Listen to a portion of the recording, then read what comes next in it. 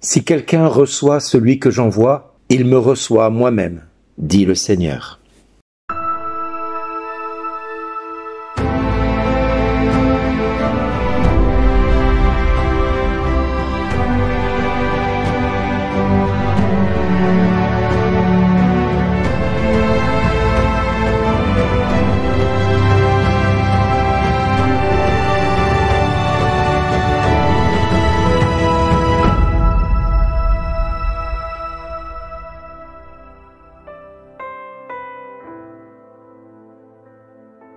Bonjour les amis. Eh bien, aujourd'hui, l'évangile de ce jour ne fait que enfoncer le clou de ce que je vous ai dit hier pour l'anniversaire de mon ordination. Oui, amen, amen, je vous le dis, un serviteur n'est pas plus grand que son maître, ni un envoyé plus grand que celui qui l'envoie. Alors, ceci, vous le trouvez dans l'évangile de Jean au chapitre 13, versets 16 à 20. Mais il y a un autre passage où Jean nous parle. Si vous étiez du monde, le monde aimerait ce bien et ce qui est à lui. Mais parce que vous n'êtes pas du monde, parce que je vous ai choisi du milieu du monde, à cause de cela, le monde vous hait. Souvenez-vous de la parole que je vous ai dite. Le serviteur n'est pas plus grand que son maître. S'ils m'ont persécuté, ils vous persécuteront aussi.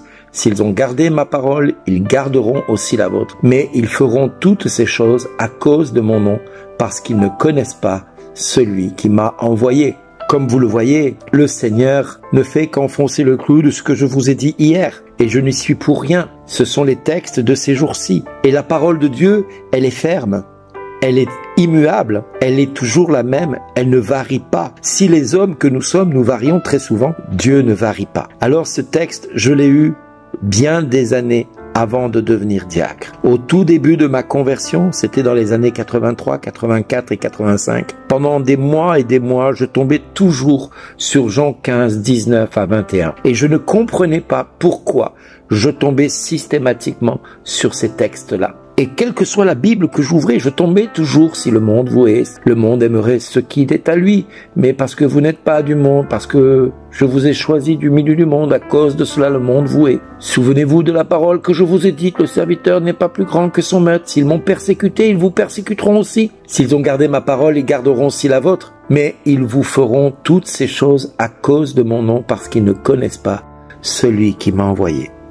Et quelle que soit la Bible que j'ouvrais, quelle que soit la personne à qui je demandais d'ouvrir la Bible, elle tombait systématiquement sur ce verset.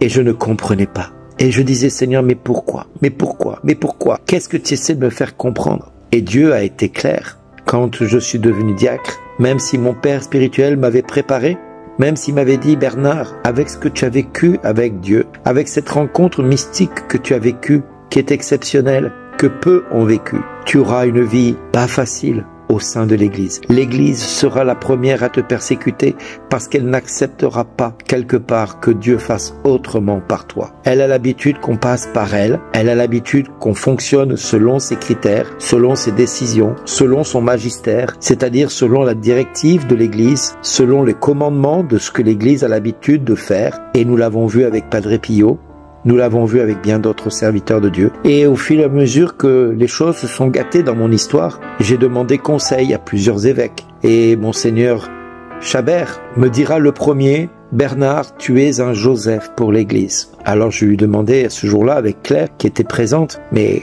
de quel Joseph vous parlez? Et il me répondra, le fils de Jacob. Et je dis, mais c'est pas tellement réjouissant ce que vous me dites. Et il me dit, oui, mais Bernard, l'histoire finit bien. Ah oui, d'accord, l'histoire finit bien. Ok. Et puis il me dit, tu n'as qu'à prendre exemple sur Padre Pio. Ok, Seigneur, j'entends ce que tu me dis. Mais comme la situation ne s'arrangeait pas, j'ai quand même demandé un deuxième avis. Et je suis allé voir Monseigneur Barbarin, qui était cardinal, qui était évêque de Lyon. Et quand je l'ai rencontré, il m'a dit, quand je vous écoute, quand j'entends votre histoire, Bernard, eh bien, vous me faites penser à Joseph. Je dis, mais lequel? Il me répond, le fils de Jacob. Je dis, c'est pas sympa. Il me fait, mais si. Regardez, l'histoire, elle finit bien. Vous n'avez qu'à prendre exemple sur Padre Pio. Je dis, non, mais là, vous vous êtes donné le mot avec Monseigneur Chabert. Il dit, pourquoi? Parce qu'il m'a dit la même chose il y a 3 mois en arrière. Ah ça veut dire que ce que vous allez vivre, c'est normal. Ne soyez pas surpris. Et puis, comme la situation ne s'arrangeait toujours pas et que ça devenait de plus en plus compliqué avec l'Église, je suis allé demander rendez-vous à Monseigneur Boihu, qui était évêque de Metz et qui était responsable du renouveau charismatique. Je dis, lui, il va comprendre ce que je vis spirituellement, parce que là, c'est pas normal. Et là, il me reçoit et puis il me dit, mais Bernard, votre histoire, c'est l'histoire de Joseph. Je dis, pardon? Il me dit, oui, le fils de Jacob. Monseigneur, non, je vous en prie. Il me dit, si, c'est exactement ça. Mais je vous rassure, vous avez un bon exemple en Padre Pio. Ah d'accord, ok.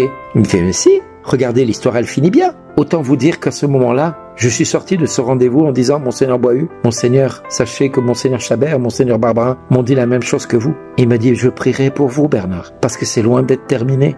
Ça ne fait que commencer. Et nous étions en 2005. Donc vous voyez, l'histoire, elle se répète. L'histoire avance. L'histoire se perdure. Et je peux dire aujourd'hui qu'aucun des trois hommes de Dieu qu'ils étaient ne se sont trompés. J'ai bien vécu tout ce qu'ils ont dit. Et je le vis encore. Alors, si le monde voué, s'il m'a pris en haine, si l'Église par moments m'a rejeté, si l'Église, qui sont mes frères, ont fait comme les frères de Jacob, ce sont les frères de Jacob qui ont quand même vendu Joseph aux Égyptiens, eh bien, si il a été trahi par ses frères, sachez que je l'ai été maintes fois. On a diffamé, on a dit toutes sortes de choses de mal contre moi. Mais je me réjouis parce que le serviteur n'est pas plus grand que le maître, et donc, avec moi, avec chacun de tous ceux qui m'ont entouré, qui m'ont vu vivre cela et qui par moments me disaient « Mais Bernard, tu dois changer d'église, tu te rends compte ce qu'elle te fait subir ?» Oui, c'est vrai, mais l'herbe n'est pas plus verte ailleurs. Alors, j'ai mangé le pain de l'épreuve, le pain de l'humiliation, du rejet, de la diffamation. Et aujourd'hui, je peux vous dire que même si ce pain est parfois amer et indigeste, et des fois même dur à avaler,